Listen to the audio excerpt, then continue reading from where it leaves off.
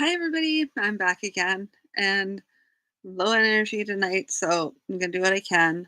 I'm probably going to read through, and then instead of what I was going to do tonight, which was I was going to go over the third of the way progress, I'll just start off with that tomorrow night.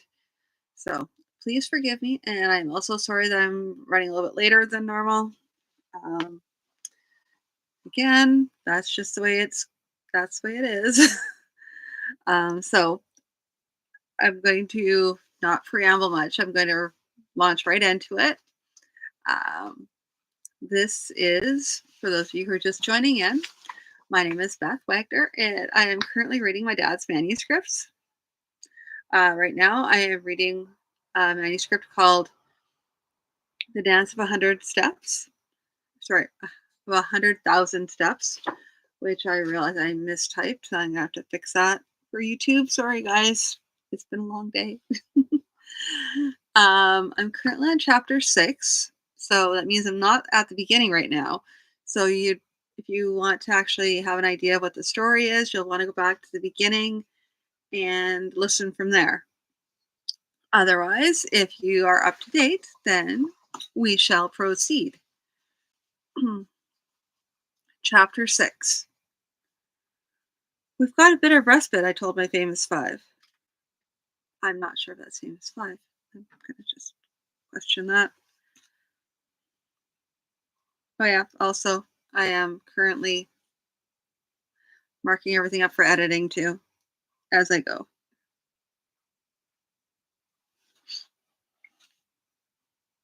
With bent mouth out of us,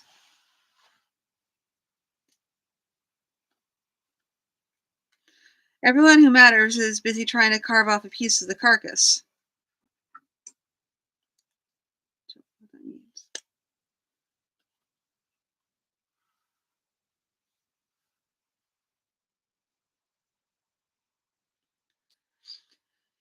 We don't stop being careful, though.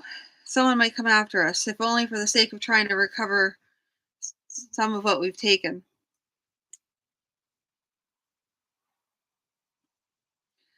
About 4 days later, Sherritt came to me. You've been looking for a business to buy in on? Sorry. You've been looking for a business to buy in on, sir? Just wanted to warn you. If someone mentions Strand's cartage, stay away. Why is that?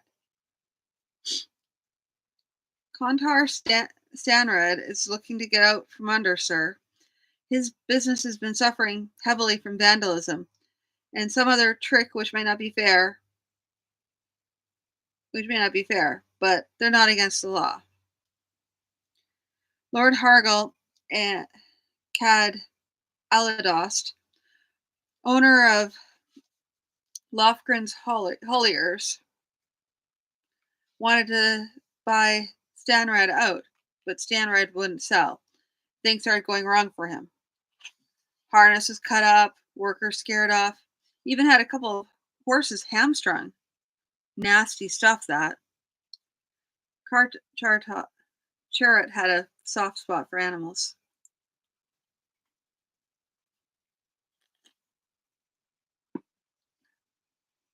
Actually, I said, that makes it even better.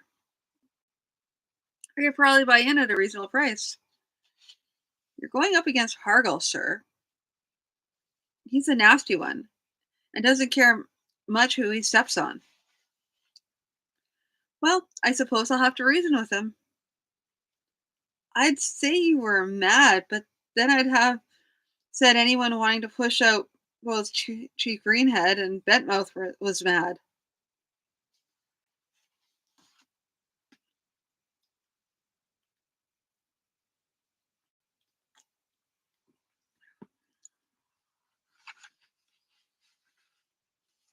Contar Stanrad was a short, heavy-built man, browned by sun and wind.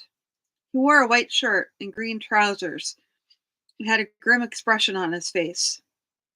He gave me a thorough looking over.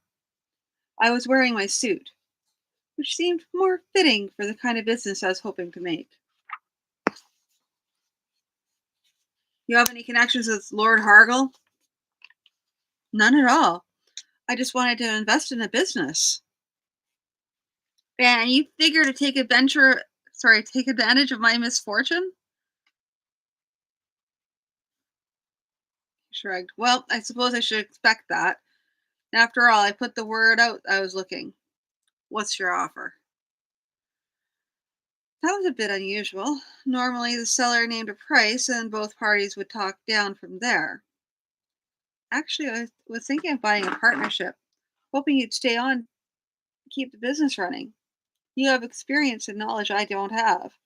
I could keep people off your back while you're running things. And I'll put enough money in to keep us going until we make a profit. He frowned. You know who Lord Hargal Cad Alistost is? I've heard a bit about him. You can't fight a war with the likes of him, boy. He'll squash you flat. Well, as to that, we'll see. I have a plan that will keep him too busy to bother us for a while. Confidence is fine. I don't want any part of it. Should I convince you to stay on for a month? You want to leave after that time? I'll buy you out. I wanted to sell out to anyone but Hargle. That's just for pride's sake. I knew whoever bought it would turn around and sell it to him, if only to get some sort of favor from him. I'm worn out with fighting a losing fight. Now you come along and ask me to try to storm the giant's castle one more time? And all you've got behind you is your money and your confidence. I don't think so. I've got more than money and confidence, let me assure you. Well, yes, my intent was to mislead him into thinking perhaps some lord of equal stature to Lord Hargle was behind me. I wasn't exactly lying, though. I had more behind me. I had Alfcron and the Faithful Four. See, there we go. That's why.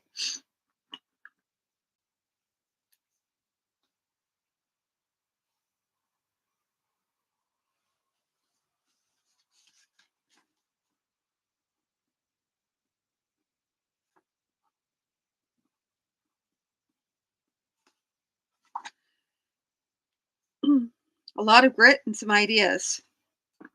Then, too, I was wagering that he himself, for all his talk, really wanted to slap Lord Hargle's beak for him. And the phrase, as slap Lord Hargle's beak for him, as the street phrase went. All right, 1 month, then I leave. I don't know who's going to drive wagons for you, though. Everyone's been scared off except some too stupid to see facts.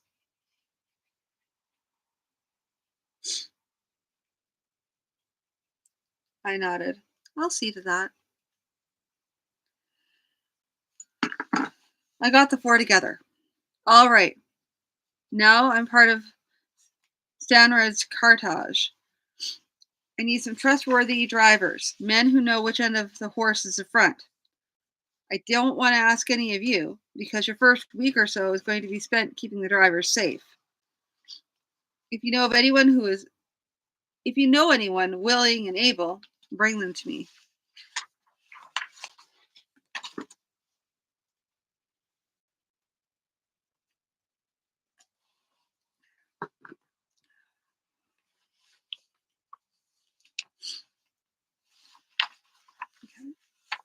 Hmm.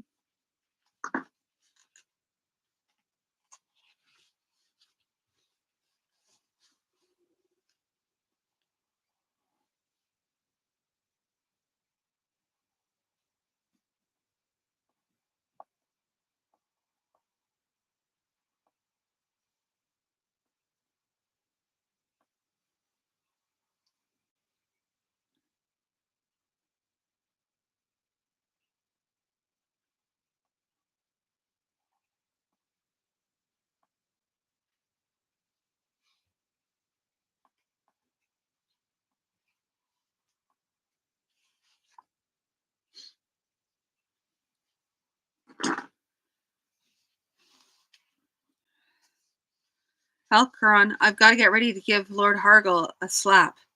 I thought of slipping a powder keg into one of his warehouses, but they'd be warded. Would you be able to get me past one of those wards late some night? He thought about it, fiddling with the brim of his hat and staring off somewhere into the depths of the timber holding up the roof of the inn. I sat quiet, leaving him to it, and after a bit his eyes came back to me. Trouble is, Jerry, you always look to make things overcomplicated.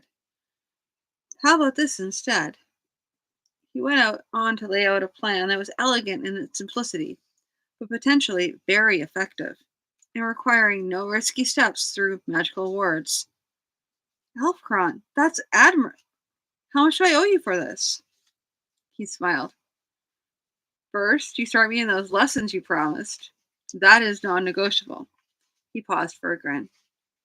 Next, I'll need a pair of spell canisters, and I'll need some money to buy other equipment. For that, I don't have a figure just yet, but I'll make it as low as possible. We worked out a probable figure, and I gave him some mazzers. If this keeps up, I'll probably have to find another chief to push. You buy something for nothing, you probably get quality to match.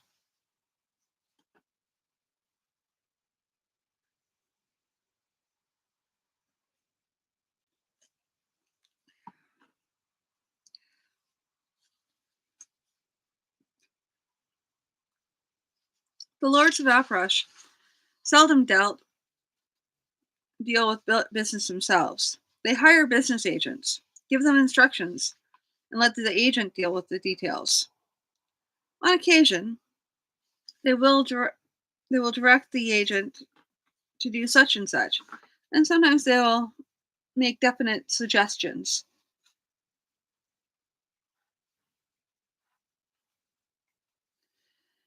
Business agent, depending on the circumstances, may refuse to take the less ethical suggestions or directions, always keeping in mind that an acrimonious lord, such as Lord Hargle was known to be, might ruin him. It might have been nice to speak to Lord Hargle himself, warn him to face to face. He wasn't likely to speak to anyone such as myself, though, who couldn't flaunt legions of noble ancestors. He certainly wouldn't speak of business matters to me. So, rather than put myself to the arduous and futile task of speaking to the Lord himself, I made an appointment with his business agent, a certain Colta Frambark. Frambark was a small, sturdy man, quite capable of keeping his round face free from expression. His hairline was receding, and he was soberly, perhaps even somberly, dressed in a very well cut coat and trousers of very good quality cloth. He looked me up and down. I understand you are the new owner of Stanrad's Cartage. I assume you have come seeking an offer for the firm? I must warn you that for a firm in the state which the in the state which Stanrad's finds itself, you cannot expect the best price. I congratulate you. One wow. I congratulate you on your sources of intelligence. I have come in fact with a caution. It is an open secret that you, working for Lord Hargal, what? What? Okay. Ah,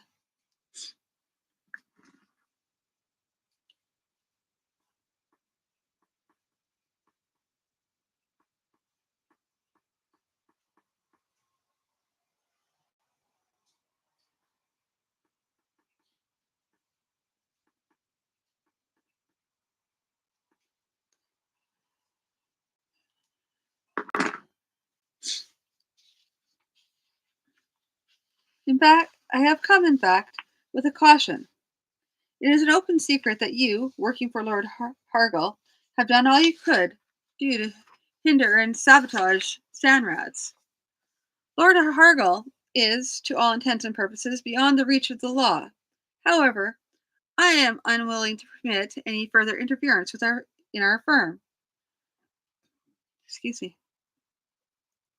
You may inform Lord Hargle that any action against Stanrid's cartage will call for reprisal. Nor do I refer to anything so crass as a keg of powder in his barns.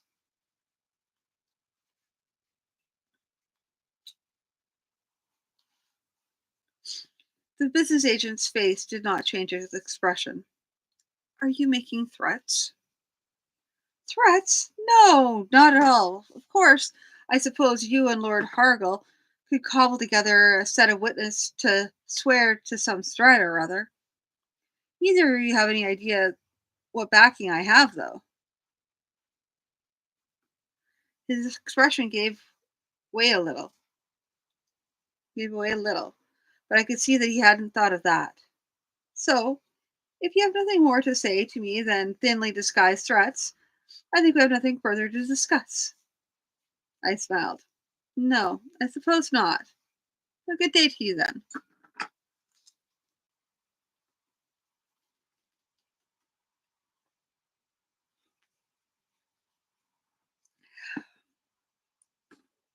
We've got some drivers, Charlotte said, but they're not the sort of people you want to send out unwatched. I suspected that would be the way of it, at least for a while.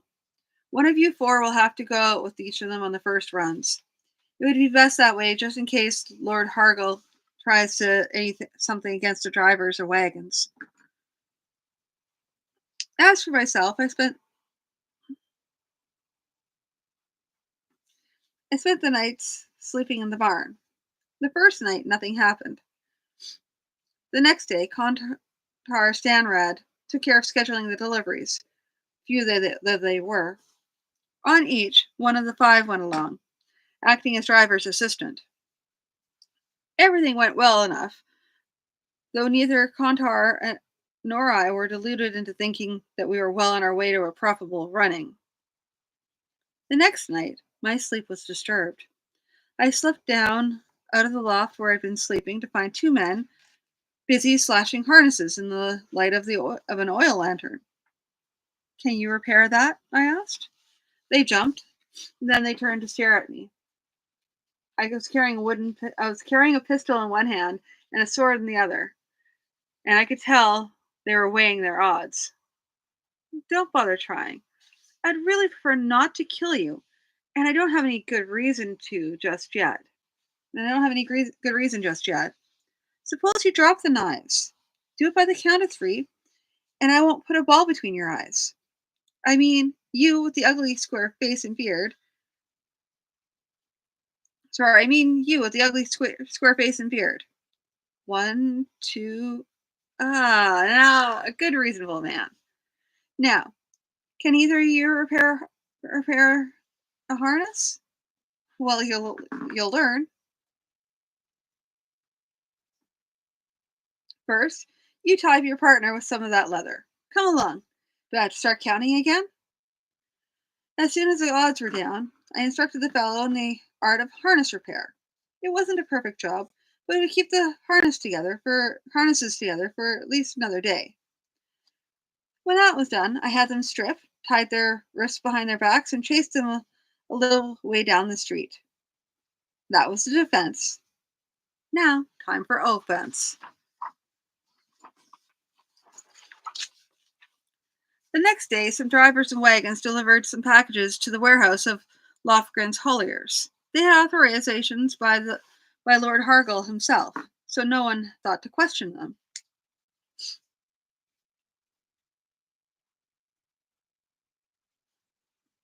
That night, some notices were tacked up around town, and not merely in the lower quarters, where that sort of thing was common.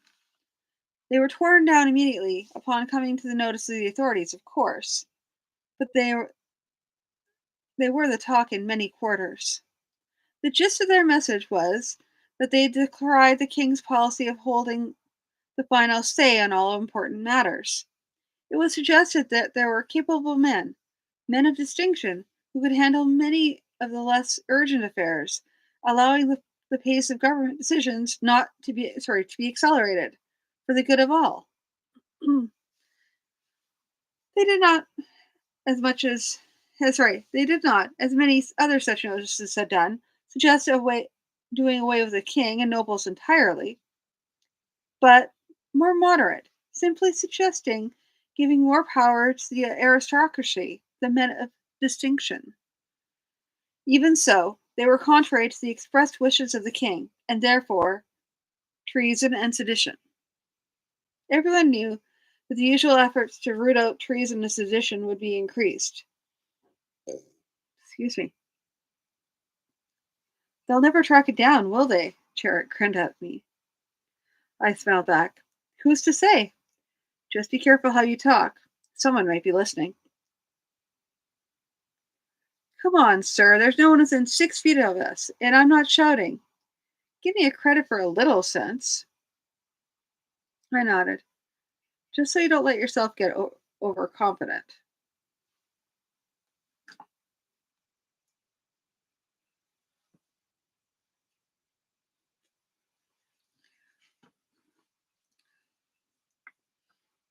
We were taking turns guarding the barns, and nothing had happened since I caught the two. Afkron put up some simple warning words, which would help, except in the event that someone came along who could deal with them, as I had dealt with Bentmouth's words. Of course, the average street bravo had no sort of sophisticated training and would need a lot of teaching and self discipline to use something such as the sphere Alfcron had given me. On the other hand, Bentmouth had faith in his words as well. So I took precautions. So I took precautions. It was on one of my shifts again when the words went on alert. A moment later, there was a crash of breaking glass, and I caught a whiff of lamp oil. By the time I got outside, the fellow was long gone, but not before he'd thrown a lighted lantern against the outside wall. My first concern was to extinguish the fire. I shouted fire several times, then went to work. Shortly, several men rushed out from nearby houses and buildings to help out. When we had put it out completely, one of the shirt sleeved men asked me, "What happened? Hell and black demons. Something like that could take the whole town." Someone threw a lighted lantern against the wall. "Who was it? I'll rip out his guts and strangle him with them." There was a murmur of assent around the group. I don't know exactly who. Someone important has been trying to buy us out for a long time. Can't prove he put anyone up to this though. And even if I had proof, it would probably be blamed on his overzealous business agent. I thought. I didn't have to mention names. Everyone in the neighborhood knew the story, knew who was to be blamed. They also knew that Lord Hargal was beyond any retribution they might attempt, so they departed, muttering. The next day, one of the people who kept me advised as to what was being said and done around town told me. They found that Lorgal's been printing seditious notices in one of his warehouses. People are surprised, but then think of but then just about everyone knows how arrogant he is. I gave him a a minimum for the news and looked up at Alfcron. I think our plan might be just succeeding. He put on a shocked expression.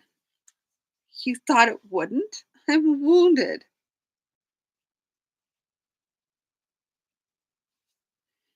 It's just that we had to leave a lot to what could only be called chance. He shrugged. If we signed his name to those notices, it would have been too obvious. We had to lay out trail carefully so that it wouldn't seem too utterly stupid for a man as clever as he. I thought it was just the right touch, having the bundle of paper magically cleansed, but accidentally missing a corner so the official wizards could track it. Hargle's attempt to burn our barn came back to haunt him too. It was not quite an open secret that his business dealings tended to be less than ethical, nor did attempting to blame his business agent absolve him. Setting fires is a nasty business, and now, with the sedition charge against him, people kept remembering other things he'd said that were suspicious.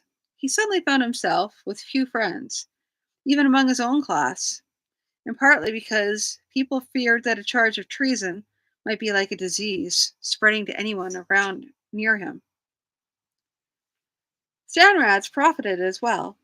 Some who'd once done business with Lofgren's Holliers began to feel leery of an operation connected, however distantly, with someone accused of treason.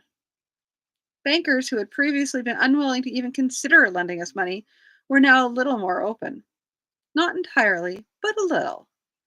They weren't falling all over each other to be first to lend us money, but we were able to raise a little capital for minor expansion.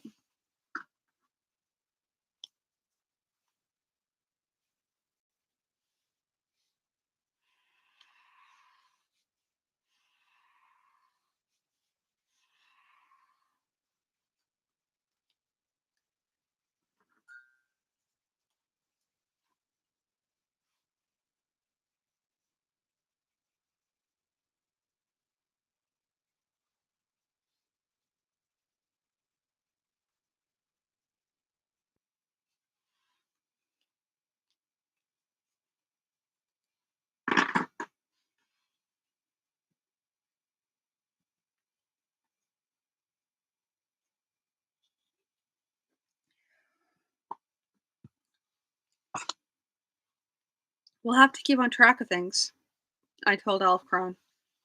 I'd like to think this is the end of Hargle, but a man as powerful as that isn't likely to be destroyed by this sort of maneuver.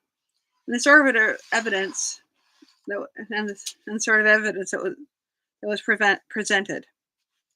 He probably has enough friends owing him favors that he'll be able to fight his way clear. He knows who did this to him, and he won't forget either.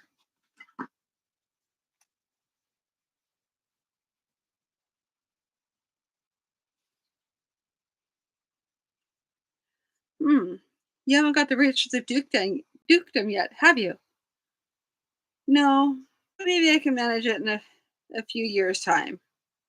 Sorry. I excuse me.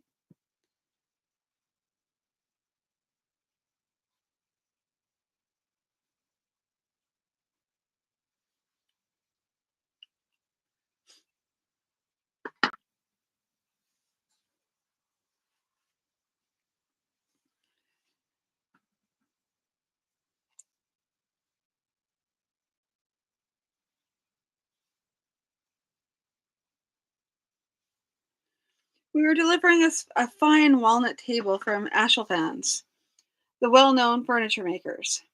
I was along, mostly as a matter of keeping an eye on the new driver we'd hired. Not that I had any evidence against the fellow, only a feeling, and I was in the habit of trusting my feelings.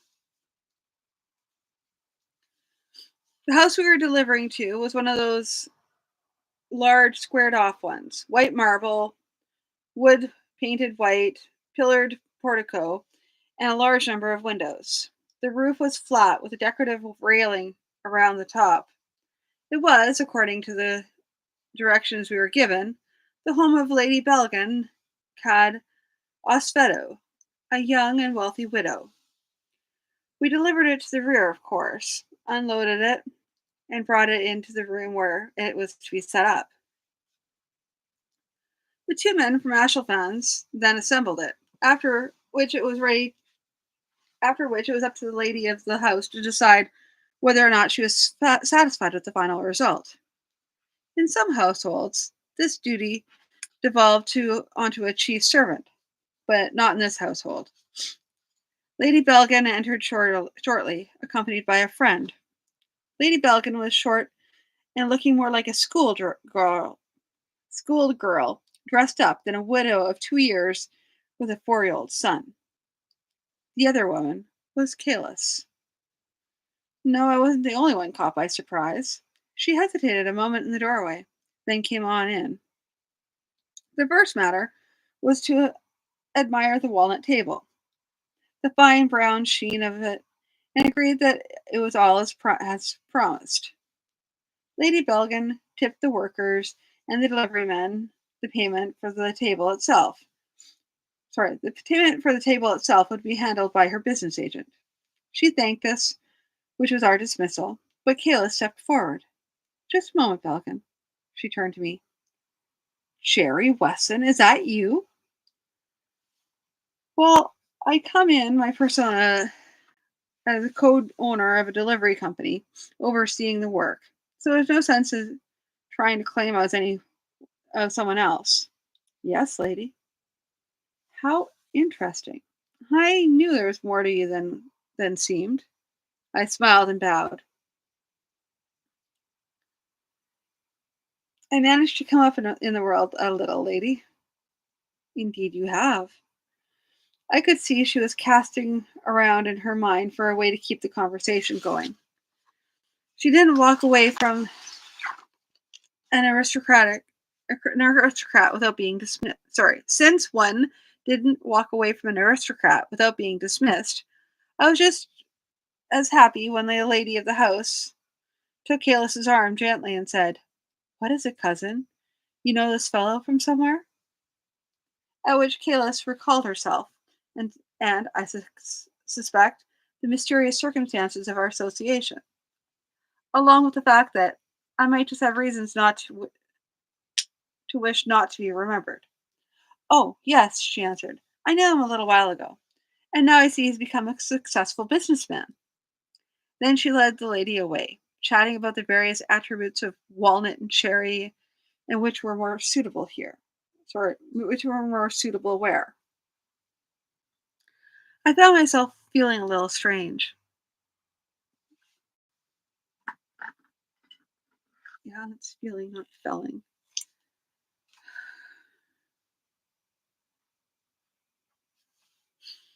I tried to avoid any extended conversation with her, but now that our very brief chat was over, I seemed to feel a little disappointment. It was only when I turned away and saw my own workmen and the furniture from the and men from the furniture company staring at me curiously that I pulled myself up. There couldn't be anything between myself and Lady Kalis. All right, let's get back to work.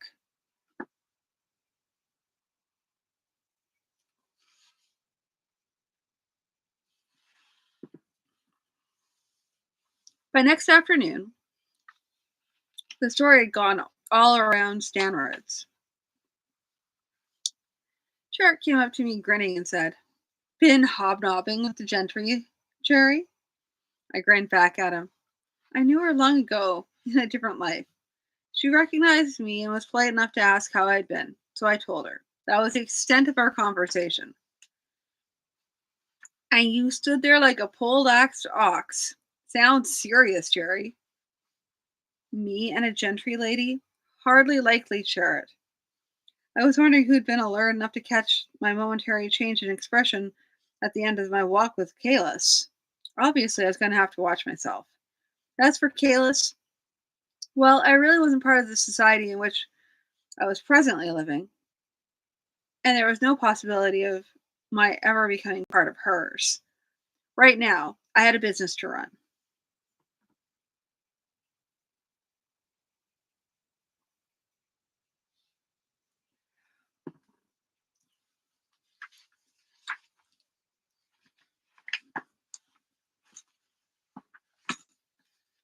He was clearly a bohawk, dark and handsome. He approached me as I came to the Stanrose one morning. Balakchal, Abhal. They tell me your brother can get work from you in need. I wonder how long it would be until some Bohal came to ask me for help. I nodded. Yes, a brother can, providing he does work. Yes, there are Bohali who aren't above taking advantage of an outsider. He took no offense. I know horses, and I expect no one to feed me for free. I nodded. Come in. Then I'll introduce you to the man who's running the business for me.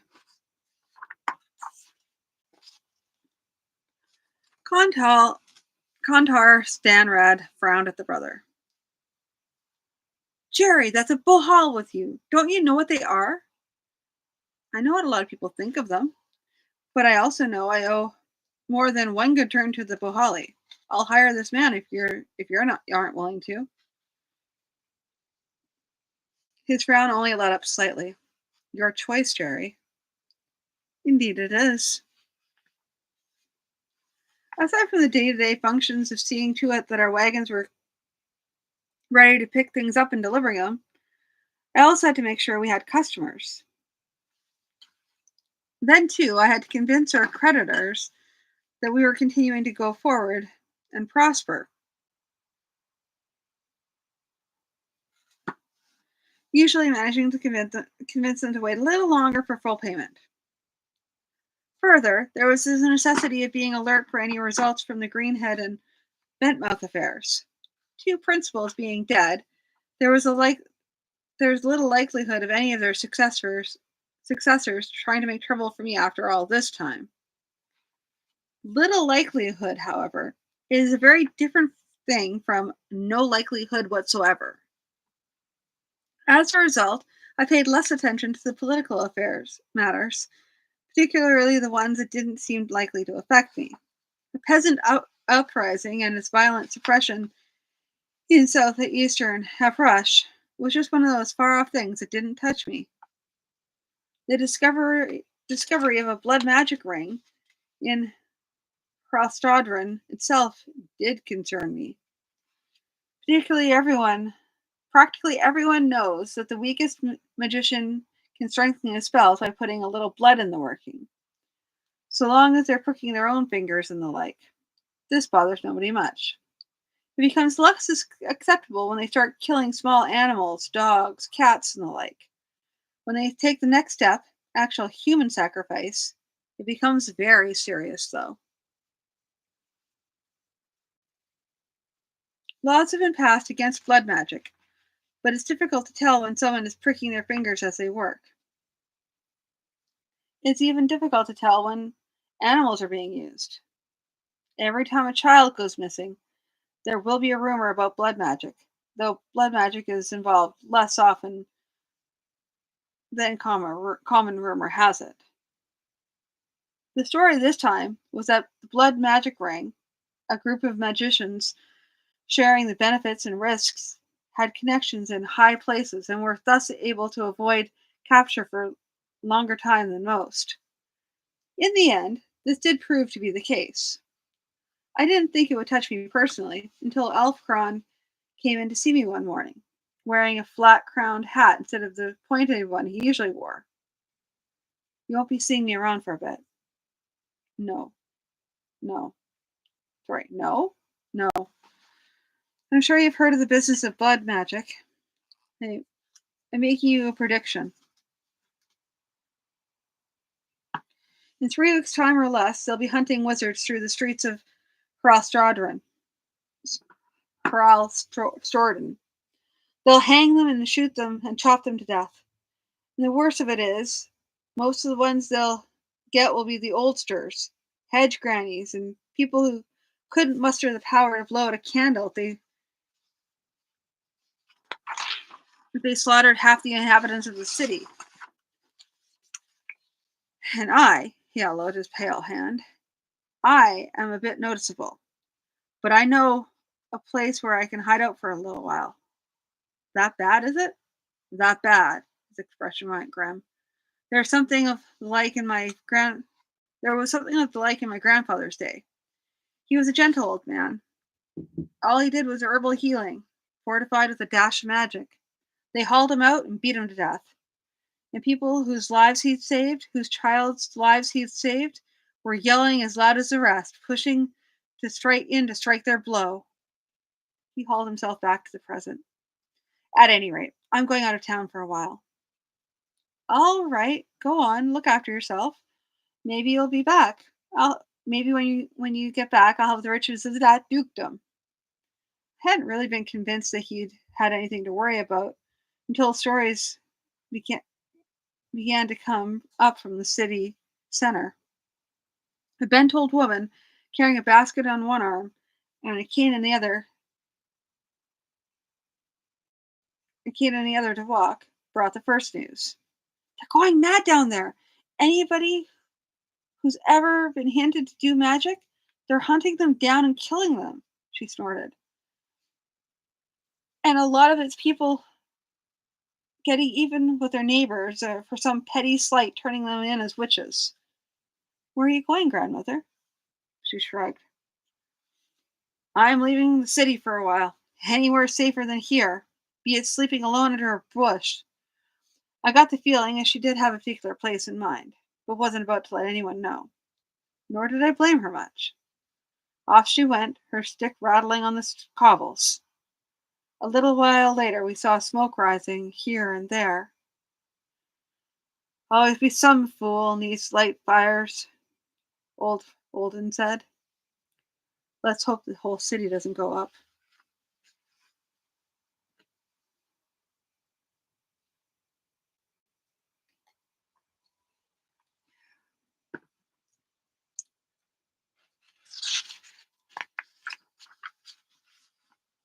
The next morning, we heard a tramp of feet, and shortly a column of infantry came marching through on their way to the city center.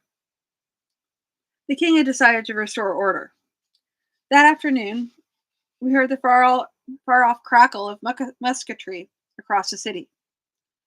Charrot looked at me across a wagon we were working on, just in case we could get a few more miles out of it. Maybe that'll calm things down.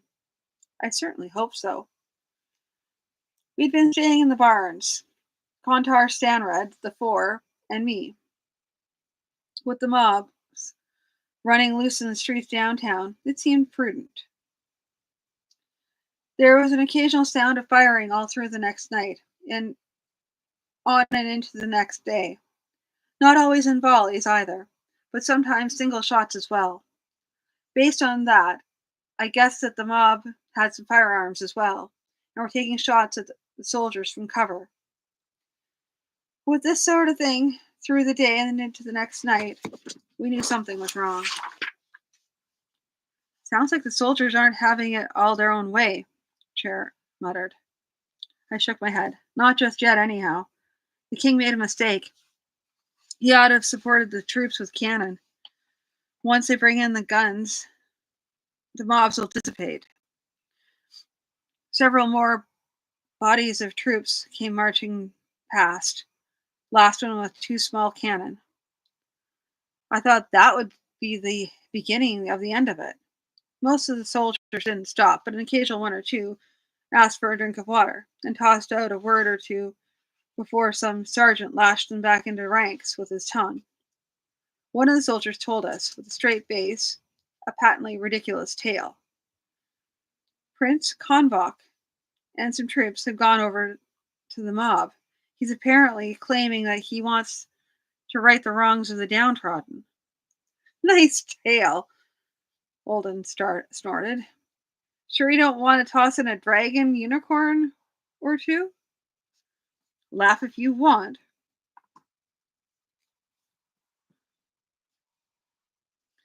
The kings decided to fight, and between the two of them, they'll not be left of the city when they're done. Oh, hell and hot pitch, here comes the old bully dog. He was gone, with the sergeant's voice following, promising him dire fates and fierce punishments. Having been proven wrong about the seriousness of the blood magic riots, I wasn't willing to discount totally the soldier's tale. A prince with too much ambition might just have to try and take advantage of something like this to try to push his father off the throne. and then the arsenal fell. Actually, all we knew about it was that there were increased musket fire in the city, and though this might just later be later information affecting our memories, more cannon fire as well. We speculated on the reasons for this and suspected the arrival of more troops. After all, there were other routes into the downtown than the one that ran past our door. Excuse me. We did hear more cheering and singing far away, which is the kind of thing we'd expect to hear if the mob were getting the upper hand. About mid-morning, a force of a force of infantry came marching from downtown under the command of a very young lieutenant. They were all in good order, but Base's hands and uniforms were smeared with dirt and char. The smell of powder smoke hung heavily about them. The officer approached us, an older and very cautious sergeant behind him. The sergeant kept hard eyes on us as the lieutenant spoke. "We're the advance party for the 84th Regiment. We're here to build a barricade here for them to rally at. We'll be commandeering barrels, boxes, wagons, and like to build a barricade." "Yes, sir." Well, what else was I to say? The army might well be falling back in other places, but right here and right now, they held us outnumbered and outgunned. It was possible that we might get compensation later on, and the likelihood was better if we were cooperative. "We'll need your people to help us with the barricade." "Of course." So we all went to work. The lieutenant was an intelligent man. He said to the sergeant, "Have the men and build a barricade here," then stood back and let him give the orders.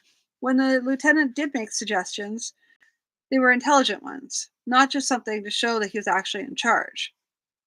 The barricade was not built in an instant, but soon enough, we all had a bit of time to rest after it was done. I couldn't ask questions of the lieutenant, of course, nor even of the sergeant, but by careful listening, a spy learns that I gleaned the fact that the prince had indeed turned against his father, and the arsenal, he'd opened the arsenal to the mob. We'd only had time for a bit of rest when there was an explosion down in the town, not too far from where we were. The sergeant winced, and the lieutenant looked at him. "Cannon's gone up, sir. Theirs or ours, can't say." The suggestion that the mob had at least one cannon put a whole new complexion on the situation. There was a scattering of musket fire, not one of those sort of occasional things, but a constant firing of individual muskets.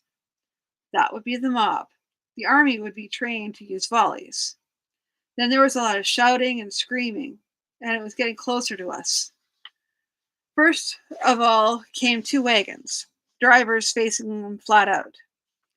The drivers were soldiers, and from the looks of the wagons, they were the type used to carry powder and shoot and shot. The first driver pulled up at the barricade. "Open up, let us through. They're right behind." The lieutenant was quick with his wits. "You have anything in those wagons?" "I've got half a load. Soldag's got a little less. Hurry, open up." He was far too gone to know that he was giving orders to a superior officer. "You can pass. The wagons stay with us." He ordered a section of the barricade, built with just that sort of possibility in mind, to be opened. One of the drivers went through, stopped his wagon, then jumped out and kept running. The other tried to run his team through, but two of the soldiers caught the bridles of the horses, and the sergeant shot him off the box. Firing a musket that close to a load of powder is not something I'd recommend, but I guess we can't all be cool-headed all the time. The howling down the street was getting louder, while the shooting was getting less.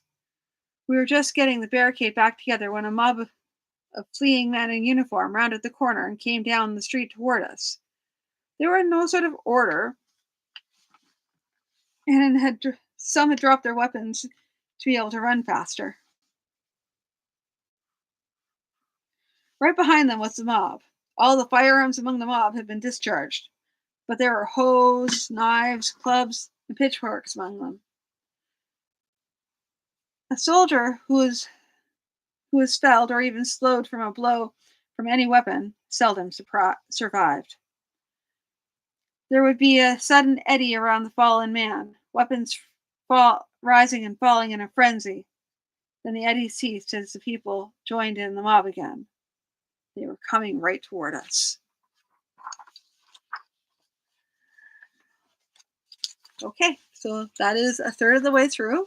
As I said before, I'm having a low energy day today. So I'm just going to put it on pause for tonight and I'm going to sit and think about this. But yeah, so that's the thing that happened. Um, yeah, I'm going to reread everything as well. And it's probably going to be tomorrow night. But before I start the next chapter, I'll do kind of like my current opinion of the piece as it sits so far. So without further ado, I am going to wish you a good night and I will talk to you tomorrow. Thank you for tuning in.